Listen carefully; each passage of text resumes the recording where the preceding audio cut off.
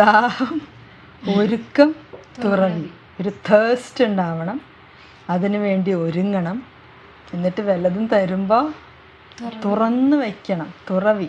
Very good.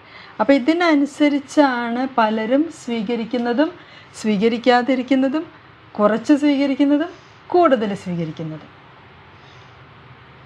അപ്പോൾ ഈ ഒരു സവിശേഷ അഭിഷേക കൃപ, ഈ കാലഘട്ടത്തിൻ്റെ സവിശേഷമായിട്ടുള്ള ഒരു അഭിഷേക കൃപ, പുത്തൻ അഭിഷേക കൃപ, ഫ്രഷ് അനോയിൻറ്റിങ് ഗ്രേസ് സ്വീകരിക്കണമെങ്കിൽ ബേസായിട്ട് നമുക്ക് എന്താ വേണ്ടെന്നാണ് നമ്മളിന്ന് കാണാൻ പോകുന്നത്.